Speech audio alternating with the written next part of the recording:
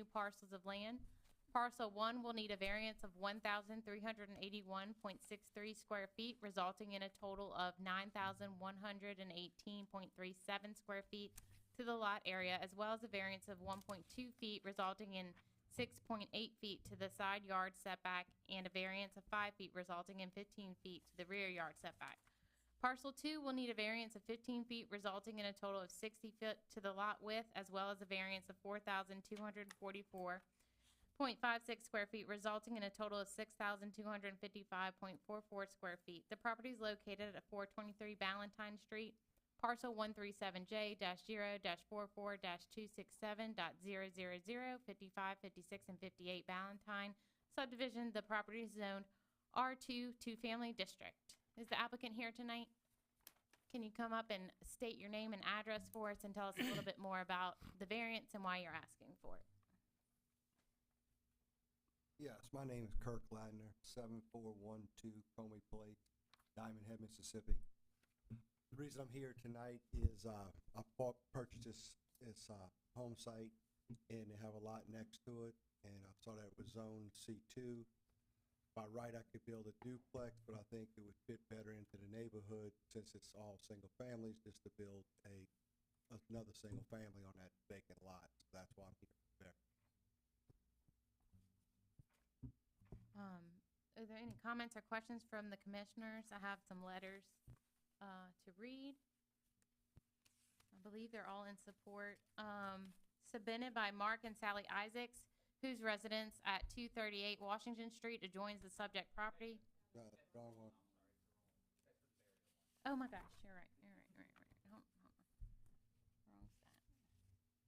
Thank you. Okay, just kidding.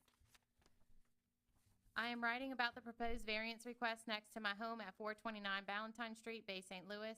I've been living in this location for more than 50 years. I have no problem with progress and love to see new homes coming into the neighborhood.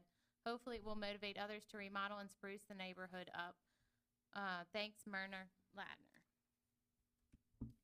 Dear Mr. Burke and Ms. Thompson, I am the owner of the property at 238 Citizen Street. I am in receipt of the notice regarding the application for a special subdivision plat and variance. I said, It was stapled to this one. no, this one says Washington Street. Wait.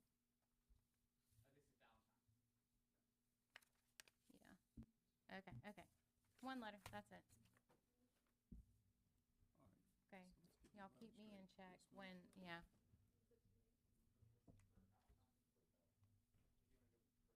Yes, if there's anyone in the audience that would like to speak for or against. Yeah, I'd like to speak, but I'm gonna have a cough and fit, so I have a letter here. Okay, I'll read it for you. Those copies for everyone. Okay. I'll pass that down.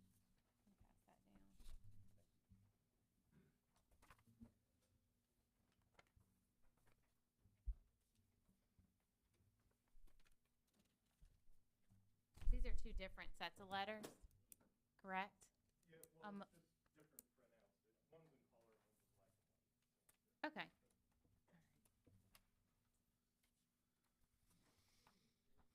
This is in response to the public hearing notice concerning the application for the application for special subdivision plat approval and variance to the zoning ordinance submitted by Kirk Ladner.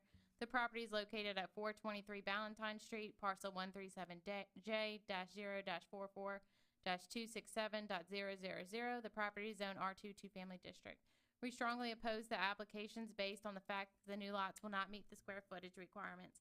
The proposed parcel 1 doesn't even come close to the required 10,500 square feet at only 6,255 square feet. We believe that requested variances are not in harmony with the intent of the zoning ordinance and would be injurious to the neighborhood. Not only would this change the character of the street, which is comprised of homes on large, nicely landscaped and maintained lots, but there would also be the safety issue of cars parked on the street. Keep in mind that with R2 zoning, a two-family house could be built on this tiny lot in the future. Respectfully, Greg Martell, 424 Ballantyne Street, and Carrie Maloney, 416 Ballantyne Street. Is there anyone else in the audience for or against this application that would like to speak? guys, just for the record, I know you'll have the survey in front of y'all. There's 2 accessory structures that are on there. And the landowners know that before the lots would be signed off and split, those will have to get a demo permit to be removed before the city of Bay St. Louis will submit it, because otherwise it would have a accessory structure on a, just on a lot with no primary dwelling. So before it actually, even approval from y'all, city council, they still wouldn't have it, they wouldn't have it split until those permits, they're actually removed.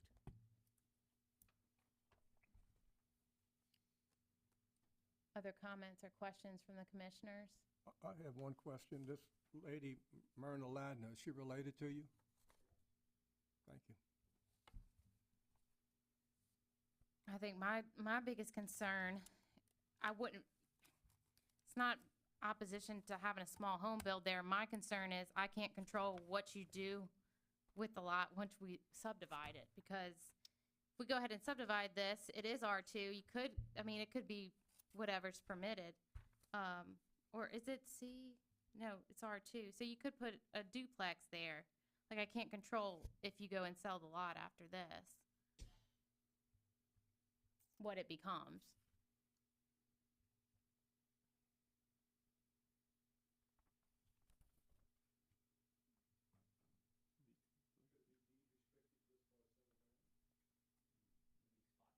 Yeah, it's spot zoning.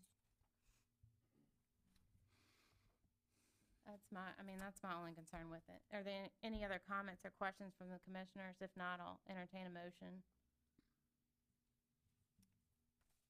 I'll make a motion to approve. Motion to approve by Mr. Osborne. Is there a second? I'll second. Second by Mr. Breland. All those in favor? Aye. Nay? Aye. Nay? Nay. Okay, motion fails, 3-2. So we'll have to make a new motion. No? To go? They made them. Okay, so the application fails. So, right, okay. Application fails, but please be present at the next city council meeting Tuesday, February 7th at 5:30 p.m. and that's going to be in this room, and they'll have the final say.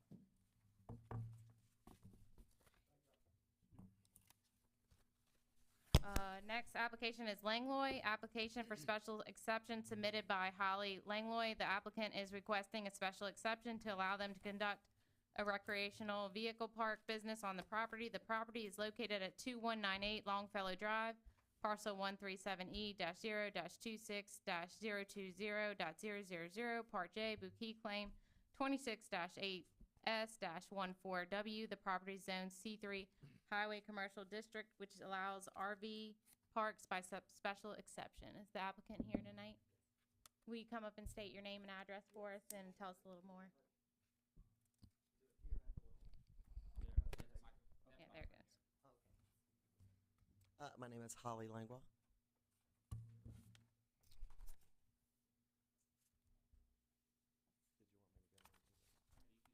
you want me to go into this? I can go ahead and do my thing. Okay. You can see above here that we have a business site plan presentation for you. This property is going to be used for a resort, not just your average RV park with upscale active adults. And couples to live and work, exercise, enjoy adventure, relationship, and hopes to deliver a fishing pier, natural ravine, exercise trail, community center, convenience store that is on premises, laundry, showers, screen porch, exercise room, billiards, doggy park, outdoor kitchen, fresh garden, picnic grill area, and courtyard under the oaks, hammocks, swings, benches, horseshoes, shuffleball, propane, fire pits, and wood. If I move over to this, this shows you our execution plan, shows you that we will be licensed and registered as an RV resort following all guidelines with local public authority works. It will be well-equipped recreational vehicle resort business in a great community. The resort will be off-street premises in a central, easy-to-locate place on 2198 Longfellow, which already is zoned, like she said, for 3C. which should allow RV capability. The street is easily accessible from the interstate. Longfellow allows up to 10,000 cars to travel on it daily, which would not be interrupted with those numbers. The proposed use for this property will not be detrimental for any adjacent properties. Several statistics show that living in close proximity with an RV resort will generally boost home prices by 8% to 20% in value, as well as a great revenue for the city of Bay St. Louis. We'll be engaged in operating overnight recreational vehicles, nightly, weekly, monthly, with only 49% of residency. We will equip to serve the community as well as visitors and travelers. Through research and feasibility studies, be a great place for some people to come for great beach entertainment, to our targeted guests, aging adults, retired adults, remote workers, winter travelers, and recreational adults that are also repeat tourists and guests passing through. You'll notice when I get a little further down here, to cut it a little short for you, that the usual typical average RV owner is an active adult 48 years or older with an above average household income. We will have strict applicant rules on that, as well as background checks, so that there won't be like a lot of noise in the park. And we will adhere to all of those noise problems that honestly I can adhere to myself. I mean, I can attest for myself that, I don't, I've lived in an adult community like this, and at 9 o'clock everybody's lights are out, quite honestly. So it's usually not ever even a noise problem. It's very peaceful and serene. If you move here to our mission statement, sorry about that. It just goes into what we're, it's gonna be healthy environment for the people to come and listen to the music, beaches, salt life. It's gonna create job for its employees. It's gonna be a recreational environment, and that's pretty much that. If you move to the infrastructure, I do have an engineer that's working with me on this property. This property satisfies the space requirement of the city, which I think is 5 acres. This one is 9.3 acres. The landscape grounds will produce a harmonious environment consistent with the neighborhood. The result will safeguard adequate infrastructure guidelines and regulations in these areas. We will adhere to all building department guidelines. We will adhere to all sewage water guidelines, power guidelines, MDEQ flood protection guidelines. We will have engineered layout drawings. We will adhere to the sign guidelines, noise ordinance, police, fire, the street guidelines with a reinforced entry and turnaround. That way the traffic will not change. Streets will not get damaged. We will adhere to the gas guidelines and adhere to road guidelines with the drainage. This property will be used will not constitute any nuisance or hazard to persons who use such facility. And then just a quick shot of what we can bring to the city through electric, water, local business contractors that are going to be, helping us to develop this park. You'll notice here too that there is no problem with the layout of the park. You can see that all of the neighbors, that really there's no neighbors around where the park is going to be, which is in the back of the property. Behind all of the trees, you won't be even able to see it from the street, as well as, no neighbors being near at all. This is a boat shed place over here. Over here, I think this next property is a gentleman that was trying to put up a mobile home park, which I can understand, that we're not going to be, attracting that kind of level of people. It could be an issue. Like I said, we are going through applicants and strict background checks. And then all of the other homes are basically all up in the front. Across the street is a multi-dwelling environment as well as the apartments down the street. Thank you all so much for my presentation. Any questions? Any comments or questions from the commissioners? I have some letters to read, and then I'll let people from the audience come up to speak.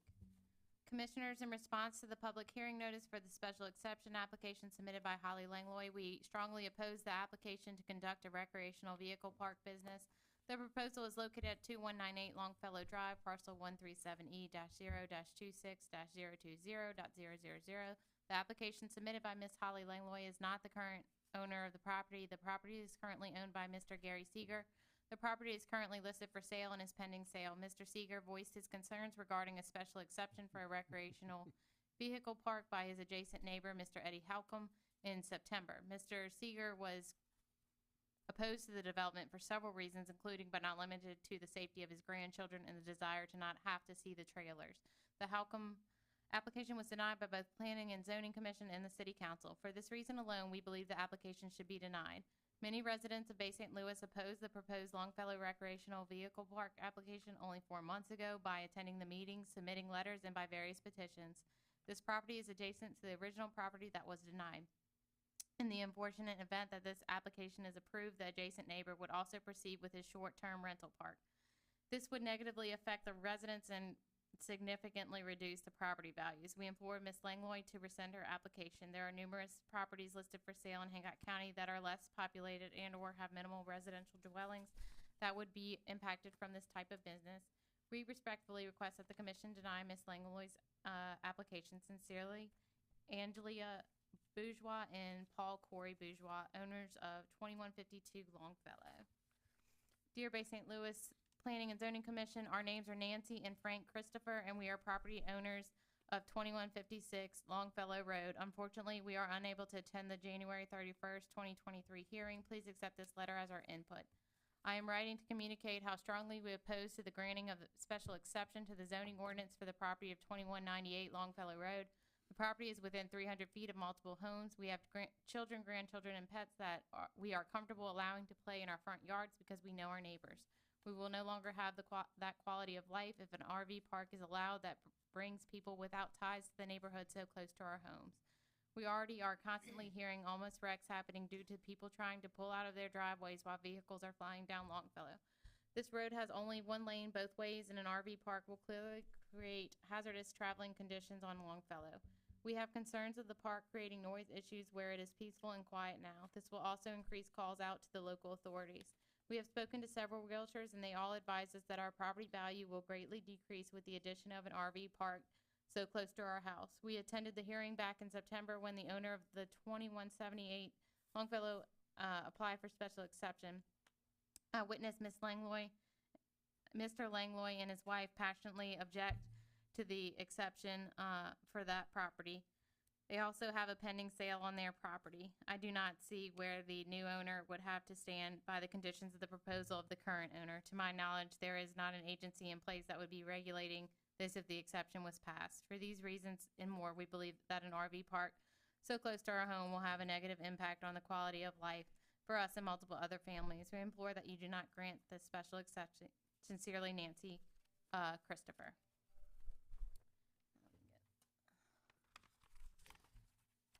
Garrett Garcia.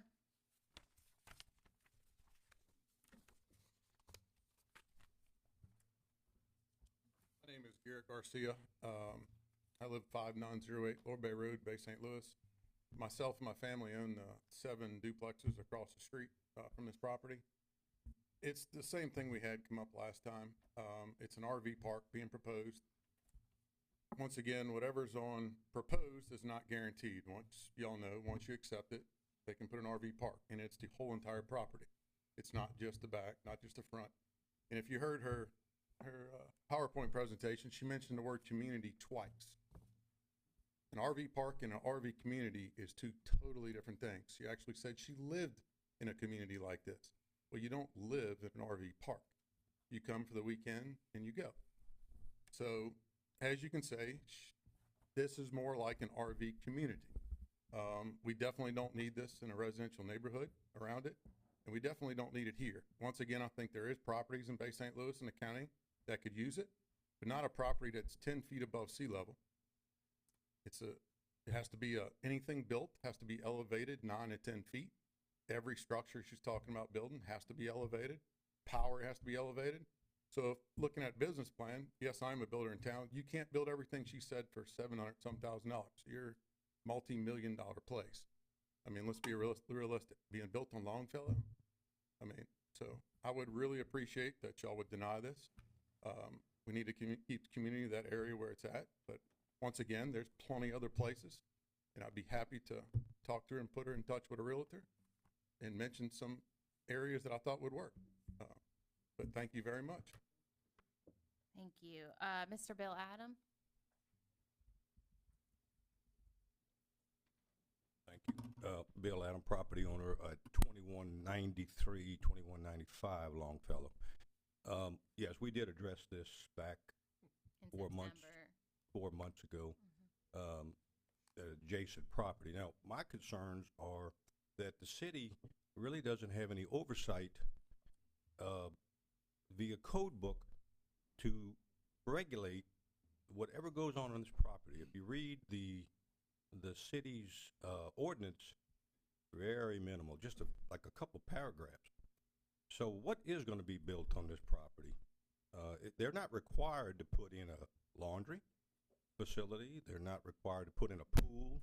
They're not required to put in a office, bathhouse. None of that is required. So all of a sudden we could just end up with 30, 40 trailers. Again, people living monthly, weekly, actually. Transient workers. Now, I don't mean to disparage people, but Longfellow is really low, narrow. You're talking about if it's upscale buses, those are 45-foot buses coming down Longfellow. It's not adequate.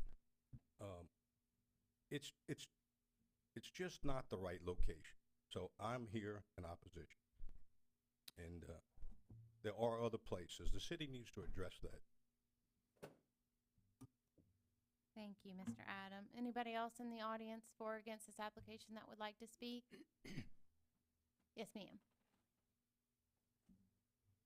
Can you state your name and address for us? My name is Sheree Smith, and I reside at 2077 Sienna Lane in Bay St. Louis. I'm a resident of Bay St. Louis for 55 years.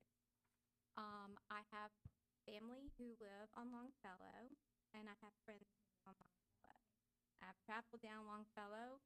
It's a very busy thoroughfare, and I just want to reiterate what many people have said.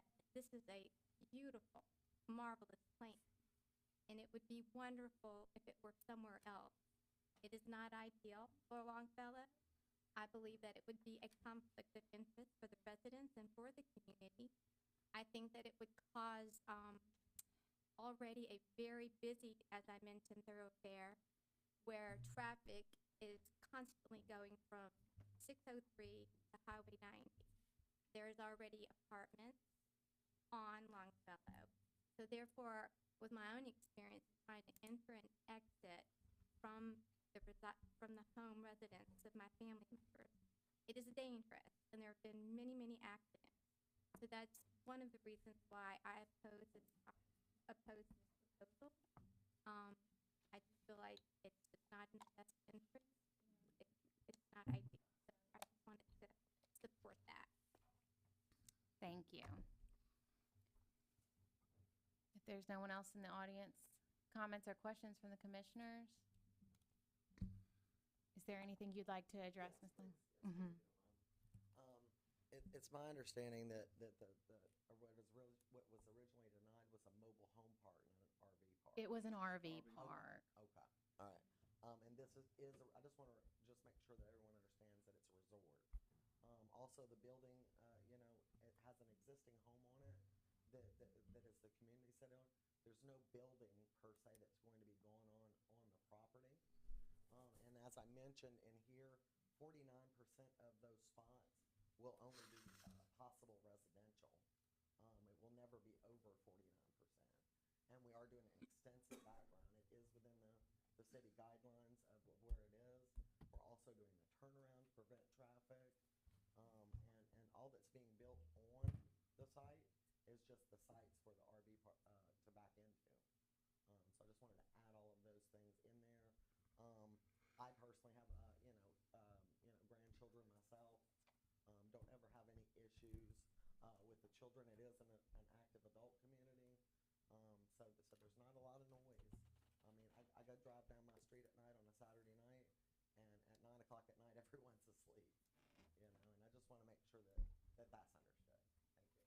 Thank you. Thank you. And guys, before y'all vote, whichever way, this is for an RV park, which is transient one. I think maybe I guess I was a little perplexed too. RV park mean, you know, not extended stay of a manufactured trailer park. So from what it just sounded like, might possibly be plans for a mobile home park. I mean, which would be totally different issue than this. So it's RV park, which was heard, you know, 4 months ago.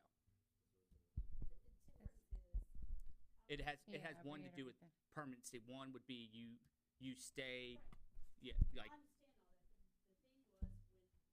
Can we ask you, ma'am? Can you come up hear, here and Caitlin? state your name, please, and Yeah. we have to get all this. Just, right. there's people listening online, and it's easier to hear. State your name and address for us.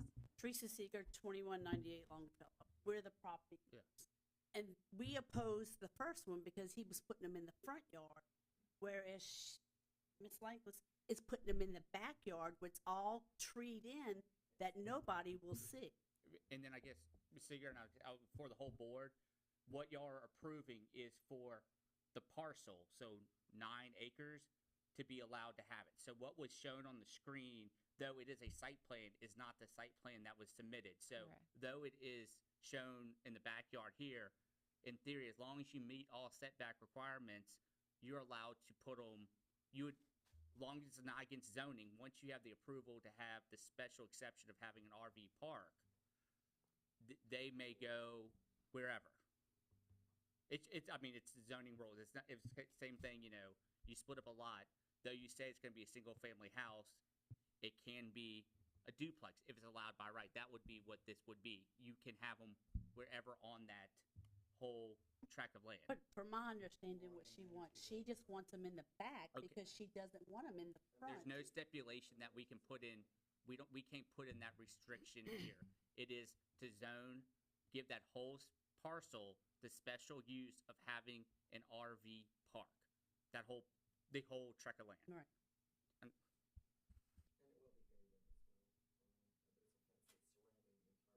Mm-hmm. And I was just gonna bring up that same point that Jeremy was touching on. Like, I'm fully aware, as much as I wanna take everybody for their word, I'm fully aware anytime we grant anything special exception, my reservation, personal opinion, I can't guarantee the caliber of anything that's gonna go on. If I say, yeah, condos are allowed, like, I can't guarantee the caliber of the condos. It's the concept that we're looking at here, and if it's fitting for the neighborhood. I don't see where it was not. You got the boat barn here. You got Mike Pinachera's over here that we still can see cars. I mean, what's the difference? Well, There's in all nothing due behind respect, it. last time, the difference was He planned with on the putting it in RV front. park. Well, what's the difference in the amount of people that could come to that previous RV park versus this He had one? no plans for it. He had no set plans where she does. I have a sketch on the piece of paper, same as it was in September.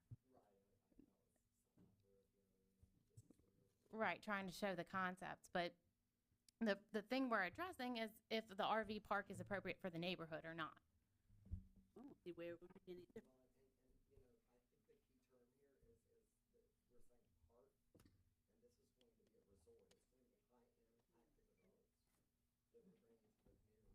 You can. I understand, and I'm not, I mean, I want to take everybody at their word. I believe it. I know everyone has, it's not personal. I know everyone has the best intentions. I've just seen so many times, different financial situations, anything can come up and things change hands, and everybody with the best intentions. I've watched some things that we approved that I've regretted, honestly, not knowing what's going to happen. So, my name is Garrett Garcia again. So, once again, the application was applied for an RV park. She just said that 49% of the people are gonna live there. That's not an RV park. Yeah, so, just make sure that every understood what she just requested. That it's still a, All right. yes. What I wanted to ask, I did hear residential, the word residential just in Ms. Langlois' presentation. So what does that mean? What does that mean, Ms. Langlois, residential? It means that if you have winter travelers that come through the city, that's 6 months, they stay 6 months at a time. At that point, it would be a 6-month residential. So are you gonna grant leases? At that point, yes, sir, and I have a strict application process. So that's not a, that's not really an RV park. You know, are you gonna join an are you gonna join an affiliation such as, KOA, Good RV Sam? Life, RV, Is that an affiliation? there's like 10 of them now that are joined. Okay. But my point here is this, granting the approval for the special exception, again, there's no guarantee that the structures that are needed for an RV park will be built on this site. There is nothing from the city. Because they're not laid out in the code book. Exactly. It's wide open. Mhm. And this is where I keep saying to the city, Steele, Jeff, is that before we can talk RV resorts in Bay St. Louis, the city needs to address what is acceptable and what fits RV resort type established. Does that make sense?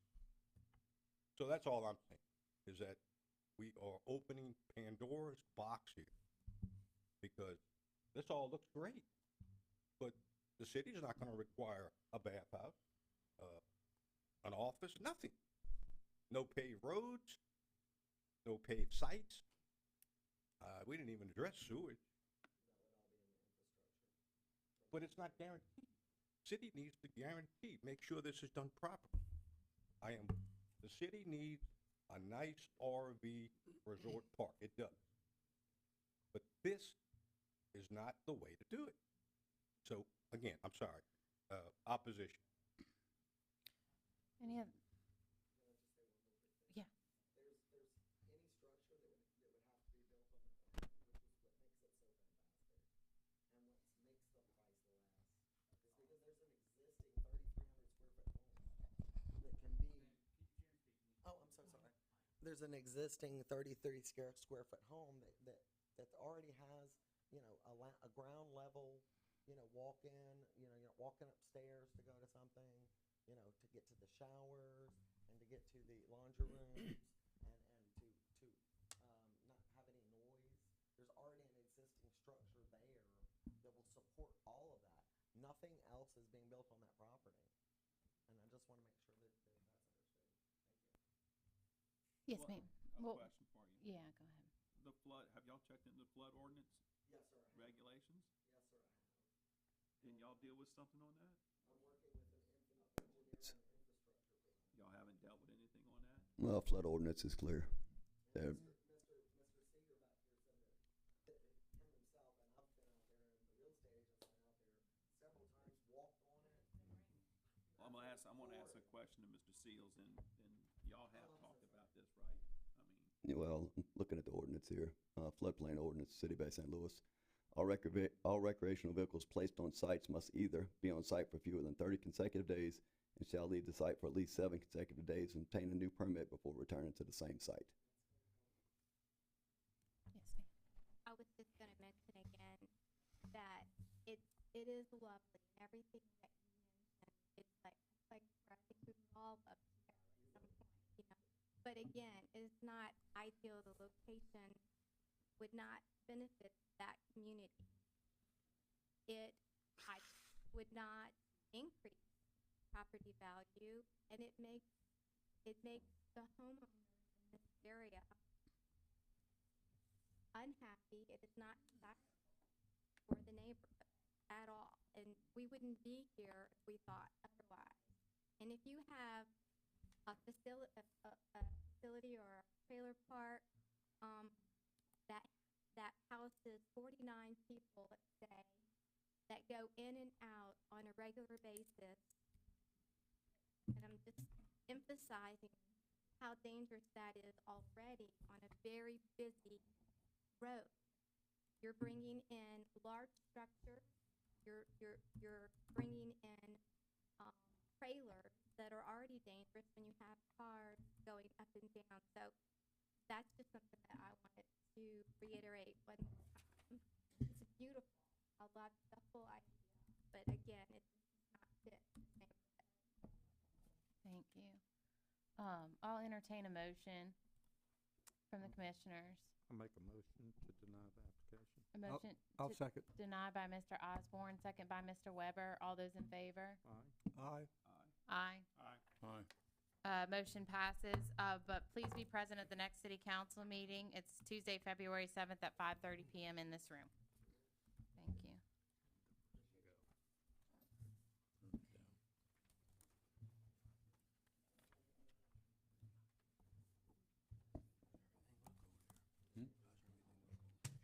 Haven't seen it yet.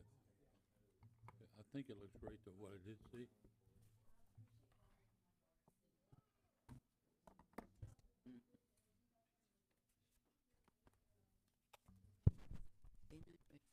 Okay.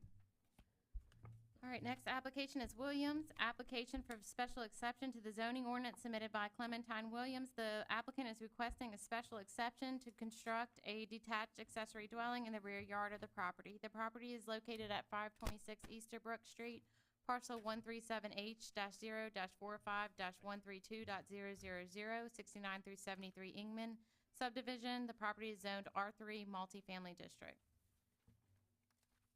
Yes, ma'am, if you state your name and address for us and tell us about why you're Yes. asking for this variance. I'm Clementine Williams. My address is 526 Easterbrook Street, Bay St. Louis, Mississippi. And I'm asking for this variance to build an accessory building behind my house, 15 and a half feet by 32 feet. Of course, 496 feet total. Of square feet. I'm asking for this because I need this little accessory building. I am getting up in age and I want my sister who lives in Clinton to be able to stay with me, but I don't want her on top of me all of the time.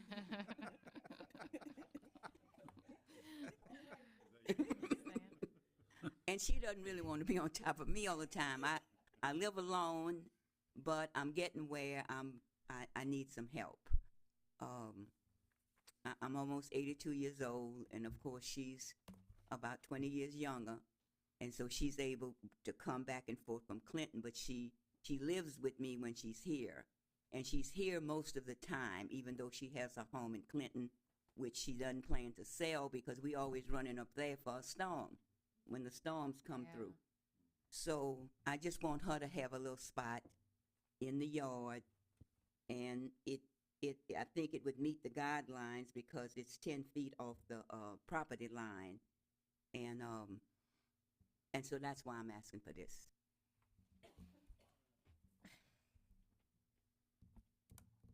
So when I first saw this application, my thought was, where are they gonna put this accessory dwelling? Cause the lot's pretty full.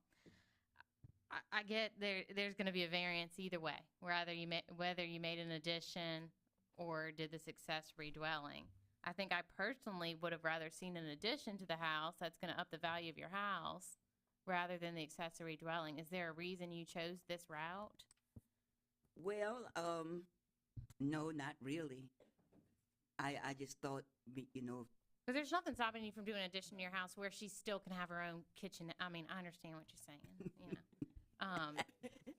you want your own space. You can still have her own kitchenette, bathroom, living area, things like that.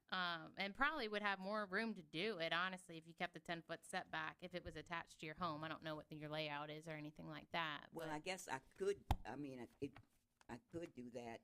I was thinking maybe a breezeway, a little short breezeway to connect the houses.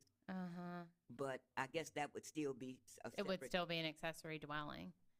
So there's no way you can make an addition to your house, like on this. It looks like there was enough room, like if you're looking from. Miss Williams, if you don't mind, I believe, and she didn't denote it on here, and I'm gonna. Is that wrong?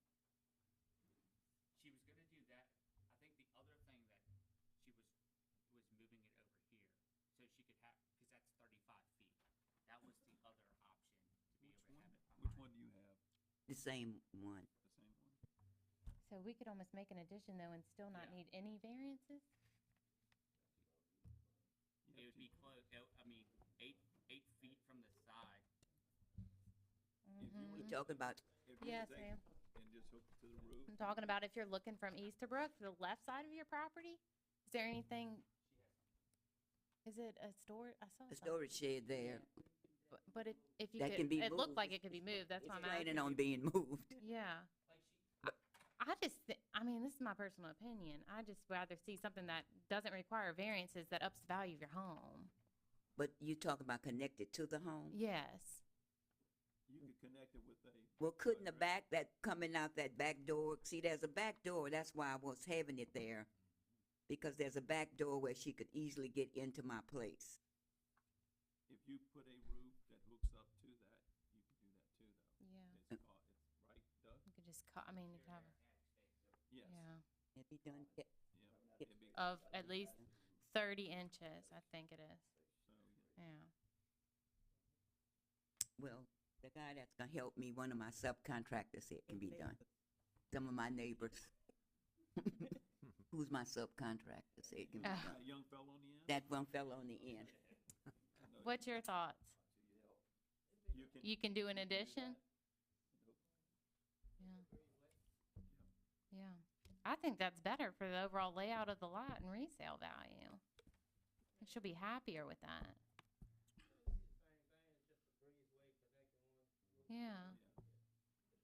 Can you have 2 kitchens in one dwelling? Do what? Yeah. You can? What's the Can question? you have 2 kitchens in one dwelling if you connect it?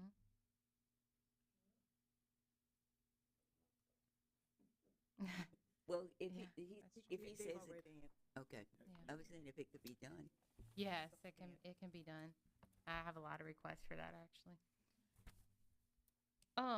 Anyone else in the audience for or against this application that wanted to speak? I didn't have anyone Just raise signed your up. hand. Yes, ma'am. Okay. You want to state your name and address for us? Do you live down Easterbrook? Yes. Okay. Good evening. My name is Diane Frederick, and I'm at 515 Easterbrook Street. This is my wonderful neighbor, like a mother to me, and I think it will be wonderful. So, if I could approve, I give it a thumbs up. Well, I definitely want you to get your little extra suite. I just would rather see it as an addition, if possible, but it looks like it could all fit pretty well and meet all the requirements for setbacks. You're lucky enough to have a large enough, wide enough lot. Any other comments or questions from the commissioners? I'll entertain a motion. Can you make the requirement in this motion to add that, to add that onto the existing property? No, because she'd have to have plans drawn up to show that she was meeting all the setbacks, and she So may at this point, we need would a new. deny it? If you're not for an accessory dwelling, you'd prefer an addition Thank you. or a different way of going about it. I make a motion that we accept as it is. Motion by Mr. Breland to accept. Is there a second? I'll second. Go ahead. Who beat you to? Second by Mr. Romano. All those in favor? Aye. Nay. Aye. Nay. Aye. Aye. Motion passes 4-3, but please be present at the next city council meeting. They'll have the final say. It is February 7th at 5:30 PM in this room. Thank you. All right, next application is Baria, application for special subdivision plat approval and variance to the zoning ordinance submitted by David and Mary Baria. The applicants are wanting to subdivide one parcel of land into 2 new parcels. Parcel A will need a variance of 22.50 feet, resulting in 52.50 to the lot width. Parcel B will need a variance of 75 feet, resulting in a 0-foot lot width, as well as a variance of not fronting on a public road, as well as a variance of 227 square feet, resulting in 10,223 square feet to the lot area.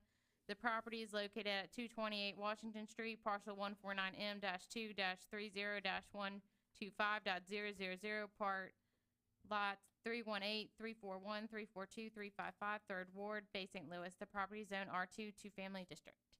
Yes, ma'am. Hey, I'm Marcy Baria, and my husband is working out of town this week, so he's not able to be here with us.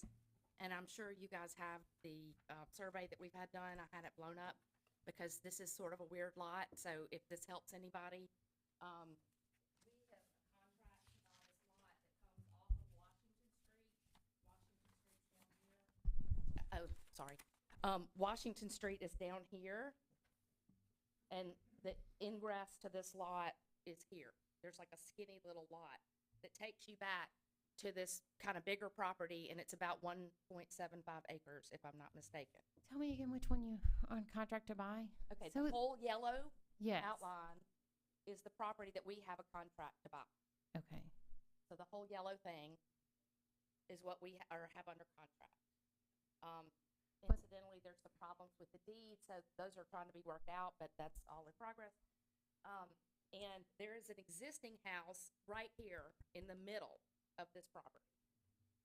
So it's just a weird layout because this house is right here in the middle. And we were looking at it for investment purposes, but we liked it so much, our plan has evolved to, we would really like to build on this lot with the ingress from Washington that has this weird long piece in the back. And we would like to create another lot over here and put a cottage on it to sell both of these. Both of the kind of middle, but these two lots. And so your egress is gonna come in from that one? You'll share it. You'll share it. Yes, and what we are proposing here is that we come in through the existing, Easement. There's an easement there. and create a new easement that goes along these two on the bottom down here to access these two lots right here, come along the bottom. And so we would have a house here, there's an existing house here, and then we would build a cottage here. And then what happens to the top right piece of the parcel? This whole thing, Mm-hmm. that's just ours. Along football field. Yeah. Yeah. So, I'm just wondering how you utilize that. well, chicken. Yeah, I know. I'm a Make a fortune. I just have one chicken. So anyway, this is a funky lot, and we were trying to make the best use out of it, and it's very wooded along here, and we've talked to the neighbors, and I think some of them have commented, and we would like very much to maintain it's sort of park-like back there, and it's off the road, and we're on Main Street right now, and we love our house, but it's a little busy, and we have a couple of dogs too, and I just, we just thought this was so nice and peaceful, so this was our idea to kind of maintain the character of this back here, maintain a nice screen between us and our neighbors. I know you don't control any of that, and that's not what you're here to hear, but that's our idea, and so that's why we were trying to create another buildable lot, so this was financially favorable to us being able to do this and build our own house. So that's what we're asking for this variance for. This lot is, it's 10,223 square feet, so it's slightly smaller than a standard lot. And of course, it has no road frontage, so we have to get the variance from you guys to be able to create a buildable lot. So, has anybody got any more questions for me? I do, Marcy. Okay. Show the, I knew your name was written wrong. I was like, why does it say Mary? Okay. so there's an existing house in the middle. Right, there's an existing house in the middle. And what part are you trying to, the pink part, are you trying to create another? Exactly. This pink part is the new lot that we're asking to And create. so if you get it approved, then you sell it with a cottage on it, you'll have the house and your new home on your lot? We would have our house on this lot. We would sell this Oh, one okay. and sell this So one. it's three. Right, Okay. yes. So you're making three. Right. That's what I wanted to see. On that Okay. map, that's two different tax parcels right now. Like, Oh, yeah, okay. so This one, this right here, in the middle, is its own tax parcel now. Like, I think we looked at it, it's been there for I know. over How did this 25 all years. come to be, this I- landlocked piece of? and this is R2, if I'm not mistaken, isn't that right, Jeremy? Yes. Okay, so the existing, so, I mean, I guess right now, we could build a house here and a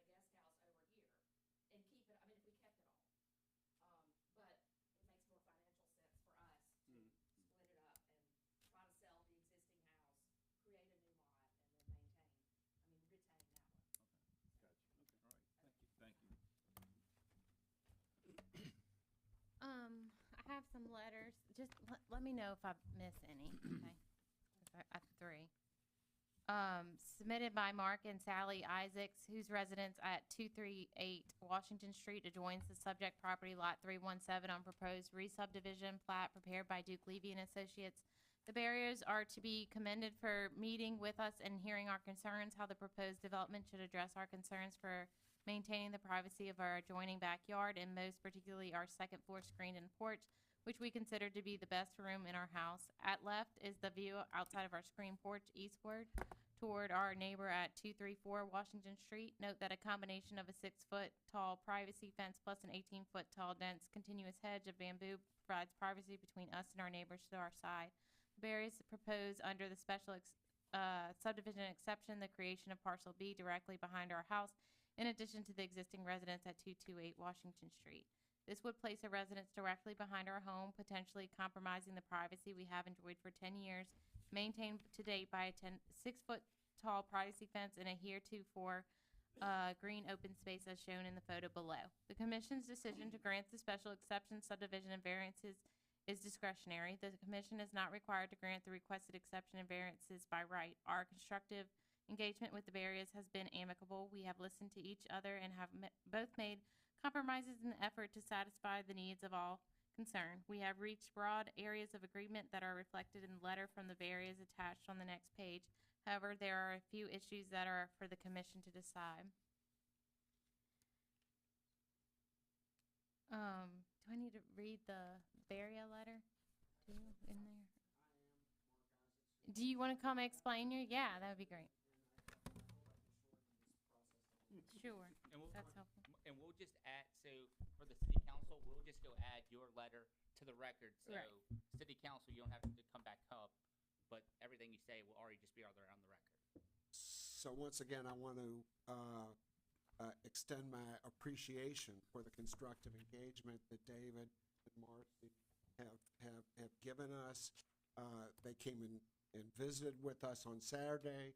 They stood on our second floor screen-in porch, and I think they get what you can also see in the photographs. And if it helps, to our east, we have a fantastic bamboo hedge. The lot that they want to build on doesn't have that same benefit. They've agreed to install a very dense bamboo hedge. I think it'll make for good neighbors between us.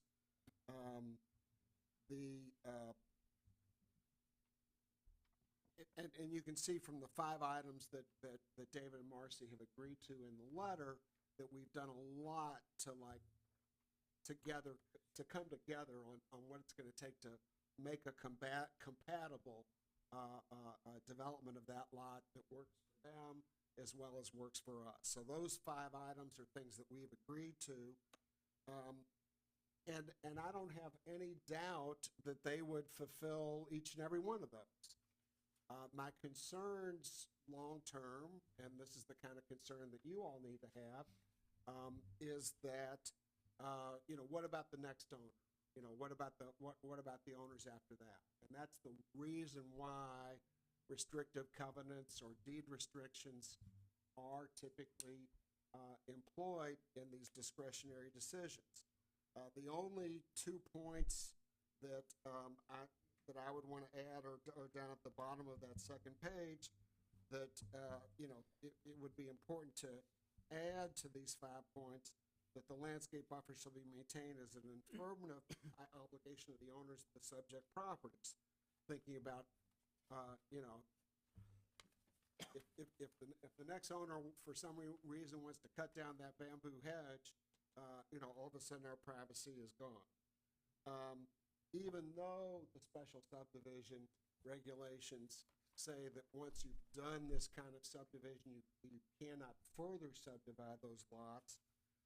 My experience, both as a public sector planner and as a private sector architect, builder, and developer, was practicing in front of a planning commission that always required the language, no further subdivision is allowed of the subject properties in deed restrictions, so that when someone was doing a title search, there would be a way of keeping track of all of that. I don't, I think there was some discussion between us about not wanting, let me just put it this way. Those deed restrictions that are suggested here, I'm perfectly happy if for you all to determine what the time frame is within which they should be recorded. As far as I'm concerned, if the policy is when there's a certificate of occupancy that's finally pulled on this, that's fine by me. It's a matter of getting it into the public record at some point. With that, I think I'll answer any questions you might have in the interest of keeping things short. But the essence is subject to the recording, the eventual recording of this agreed list of deed restrictions. You know, we're comfortable with this development moving forward.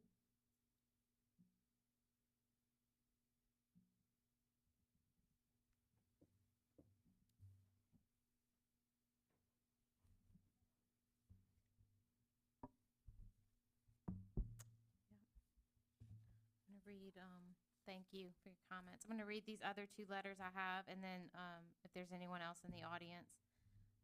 Dear Mr. Burke and Ms. Thompson, I am the owner of the property at 238 Citizen Street. I am in receipt of the notice regarding the application for a special subdivision plat and variance associated with the property at 228 Washington Street. I've reviewed the application and would like to go on record that I am not in favor of it being divided any further, creating a lot with no street frontage and buried within a city block. Please accept this email as notification of my position on this matter. Regards, John Career, 238 Citizen Street, BSL. Dear Mr. Burke and Ms. Thompson, my husband and I own the properties at 232 and 230 Washington Street. We are in receipt of the notice regarding the application for a special subdivision plat and variance associated with our neighbor's property at 228 Washington Street. We have reviewed the application with Ms. Thompson via telephone and understand that is being proposed for the already odd property behind our lots. We would like to go on record that we are not in favor of it being divided any further into multiple lots. We are not in favor of having additional dwellings located behind our property, nor are we in favor of having the added vehicular traffic pass through the lot at 228 Washington, supporting additional housing residences associated with these additional lots. We understand that there is a public hearing tomorrow, but unfortunately, due to our work schedules, we cannot make this meeting. We could attend a Zoom meeting if it were made available. Please advise. Please accept this email as notification of our position on this matter. Regards, Patrick and Nicole Tucker. Is there anyone in the audience that would like to speak for or against the application? Did I have a list? Never mind. Mr. John Oman.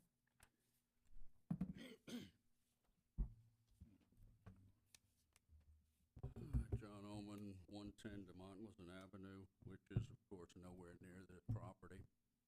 And I have no opinion at all about whether it should be done or not. I'm mainly confused by some of the language, and I hope you forgive me if I'm wasting your time, but I had a couple of questions. I thought if we could get it settled here, it might be better. I'm confused by the zero width lot thing.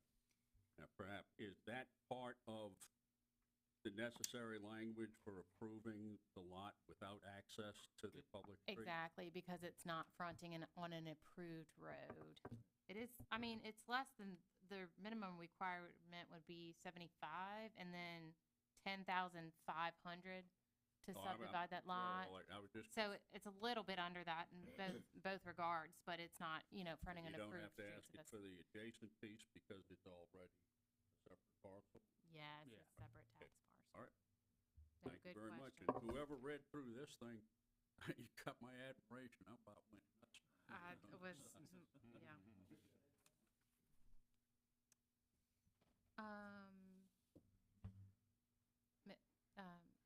Is there anyone else who'd like to speak for or against? Mr. Isaacs already spoke, so. Any other comments or questions from the commissioners?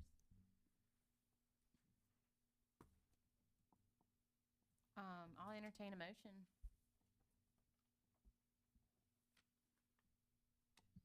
I make a motion to deny the application. Motion to deny by Mr. Osborne. Is there a second? Second. Second by Mr. Weber. All those in favor? Aye. Aye. Aye. Motion passes, so the application fails. But Ms. Baria, please be present in the next city council meeting Tuesday, February 7th at 5:30 PM.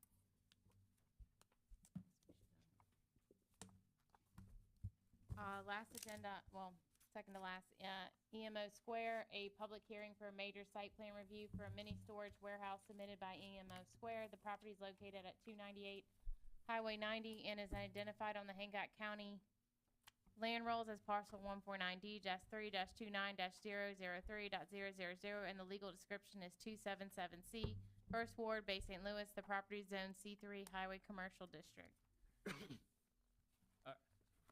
So the developer is here. Now, there is one, and I guess he would, this has been a work in progress for, I don't know. When I got here, he was the first developer to come in my office. Yes. But apparently he was already working on this. There's one thing on Ruella, they have one that says 19.9, and I guess I didn't catch that. It needs to be 25 feet, and he's gonna load that back, but let's see. Is that dimension adjacent to the parking spaces behind the main retail space? And it says 9'9", and it should read what? 25. 25 feet. So there is on the back side of, and I say the back side, it's actually a side yard. There's a 3-foot building setback. On June 7th, 2022, y'all did, but then city council allowed that to be gave the variance of 5 foot, allowing a 3-foot rear yard or side yard setback. So it's a 3-foot side yard setback, but that's, I guess, allowed by right because, I mean, a variance was given for that. I'll let him come up. There's some, the drainage calculations, and since I got here, we have a new public works director, and the things have been going a little different because of stormwater and everything else. Now, pretty much essentially, once we get one of these site plans in, and I think every site plan we've been doing for the last several months, we're not giving any permits until the stormwater drainage is approved. That's a thick one that has 10, 25, 100-year stormwater analysis on there. Mr. Chinichi has the calculations. I have not heard back. It's been a work in progress, but nothing's going to be given development-wise until, though it's an X-flood zone, until there. Some of the stuff that, and it's by zoning book, and it's not interpretation, there is in there of, it's now proposed limestone paving. I'll let Mr. Miller do it, but he spoke with Councilman Hoffman. Originally it was asphalt. He would like to do proposed limestone paving. According to our zoning ordinance, that's one of the surfaces that are allowed. Though it's still not a parking lot, it's more of a drive, because for this, the front part that says retail, he put on there, I asked him to for future reference, that's gonna have to go through site plan analysis whenever that comes fruition. We're just looking at what's in what's in key now. He wouldn't be able to expand this to more storage units without coming back through site plan approval. Some of the other things that, just looking at our code, buffer. Generally, our parking buffer, whenever it talks about doing it, that only applies to parking lots that are five and above. This actually only requires 2 parking spots for the 500-foot office that's required. So, the landscape buffer that we sometimes have to speak of or get variances, it actually wouldn't actually apply here. The only thing that applies for screening is screening between the 8-foot street fence that's going to be along the south property line. And that's because that touches R3. Everything else that touches is actually R3, or it's R3 property. to, I guess that would be the west of it, there's storage units, and across the street there's apartment complexes. So,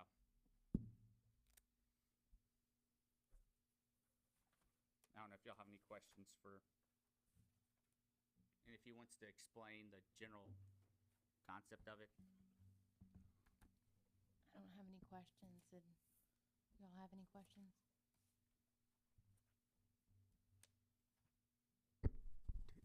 He would have he could construct this by right, am I correct? Yeah. By C3, you're allowed to have, and whatever I put on there, it's mini storage and warehouse. Mhm. And what these are, this is actually in an X-flood zone. Unlike the boat barn that's on Longfellow, which is not allowed to have enclosures. These constructions, it's gonna have the correct, 50% facade on everything that faces a road, but these are actually gonna be completely enclosed with I don't know how big, the 16-foot garage doors, whatever. Because I guess the general concept of this is, though our zoning book calls it mini storage / warehouse, I guess it's a hybrid of two. Essentially, it's gonna be a boat RV barn that, if you can see, he indicated on here for it, I guess that's an RV driving into it, because the storage units looks like some of them are 40-foot long, some are 50-foot long, some of them are 35-foot long. So it's not gonna be necessarily mini storage as the ones that we have multiple of, I guess, or even like the boat storage we have, which is on the red dot that's in the back, or the ones that are on Longfellow. I guess it's gonna be more of a closed in. I don't know if you consider that mini or not. It's storage. Yeah, I mean, I can speak to that. So I'm Martin Miller, live at 113 Fairway Drive in Pastor Strand. So we've tried to develop this property for years. We've talked to Rouse's, we were this close. They built Diamond Head. We talked to Fred, we were this close. Bay Pharmacy sold their book of business to Walmart, so that deal died. And the problem with the property is that it's just the way it stretches so far back, right? It's 4 acres. When you're driving towards Pastor Strand, great view. The other way, horrible view. So all the retailers, I'm a developer and a broker, said we don't want to be in the back. So the only way to make this work was to develop the front, which is the prime property. And the back, the concept was, I rent storage in Pastor Strand, kind of like Longfellow. You go in the gate, you can hop from everybody's boat, you can steal anything you want. There's kind of trash all over. This concept is full closed garage door. There's not a lot of these on the coast. There's 1 or 2 in Gulfport. There's a thing called the Bus Barn in Hammond, which is kind of what we got this idea from. And so when they close their door, it doesn't matter what's in the space, but when they close their door, we don't see it. We're gonna fence the property. The limestone is cheaper. It's permeable. It just makes more sense. We talked about putting a curb up along Ruella where the fence is. It'll be a small curb that'll just keep the limestone within the property. Again, it's all gonna be compact and packed down. As Jerry mentioned, the driveways under the ordinance said that we can have gravel, brick, asphalt. We want this clean concept. I mean, we obviously have our neighbors next to us, the apartments, which are a different animal, but it'll be all fenced off. And then you'll see the front. We're still working on who we're gonna put there, and that's kind of conceptual, and having 2 drive-throughs and making that kind of but the back's gonna basically fund the front to make it work.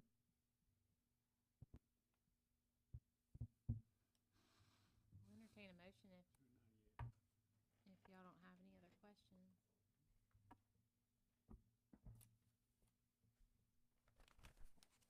I make a motion, we accept. Motion by Mr. Breland to accept. Is there a second? Second. Second by Mr. Romano. All those in favor? Aye. Aye. Aye. Aye. Motion passes unanimously. Please be present for the next council meeting Tuesday, February 7th at 5:30 PM.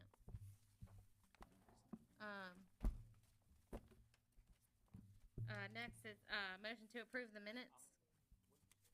Make a motion, we approve the minutes. Motion to approve by Mr. Breland. Is there a second? I'll second. Second by Mr. Weber. All those in favor? Aye. Aye. Aye. Aye. Next is You're at it. motion to adjourn, and that's reserved for Mr. LeBlanc. Yep, Mr. LeBlanc. Did you motion it? You gotta, it's You make a reserved for motion you to what? to adjourn. Of course. Motion to adjourn. Who was that? Mr. Osborne? All those in favor? Aye. Aye. Nay. Motion passes 5-1. I was like, they can hear me like drinking my water,